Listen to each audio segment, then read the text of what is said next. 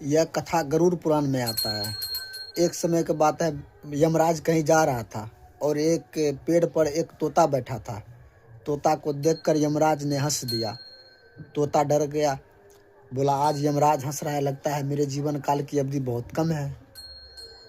उन्होंने अपनी पैरवी लगानी शुरू कर दिया। उन्होंने कहा मेरा मित्र गरुड़ है, मैं उनसे कह करके, उनका तो पहुँच बैकुंठ लोक तक है, उनसे मैं थोड़ा पहुँच पैरवी लगा करके थोड़ा अपना जीवन काल की अवधि बढ़वा लूँगा।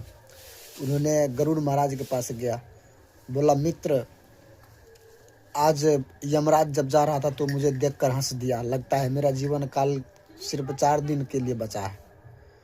आपका पहुँच तो बैकुंठ लोक तक है, थोड़ा पैरवी मेरी भी लगा दीजिए, मेरा उम्र बढ़ा दीजिए थोड़ा। गरुड़ ने बोला ठीक है, तुम मेरे पीठ पर बैठो।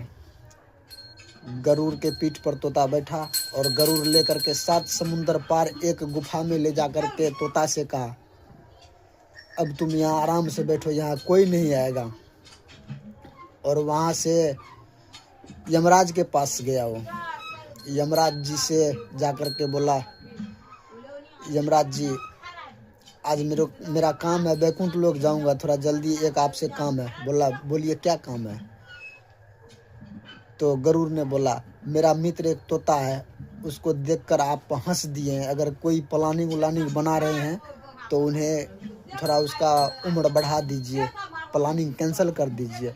तो यमराज ने गरुड़ से बोला कि मैं तोता को देखकर इसलिए हंस रहा था क्योंकि उसको 2 दिन के बाद 7 समुंदर पार एक गुफा में बिल्ली के खाने से होगा। मैं इसलिए सोच रहा था कि ये तोता उड़कर 7 समुंदर पार जाएगा कैसे, इसीलिए मुझे हंसी आ गया। तो गरुड़ ने बोला मैं तो उन्हें 7 समुंदर पार गुफा में जाकर रख दिया। इतने देर में यमराज और हंस पड़ा, बोला वो देखो बिल्ली उस तोता को खा गया है और वो तोता का आत्मा यहाँ पर भी आ गया है। इसीलिए कहते हैं दोस्त, बैर की चिंता ना करें, आपको क्या पता आप किस जन्म का भोग रहे हैं। इसीलिए भगवान का भजन करें, सत्य कर्म सब चीज़ अच्छे से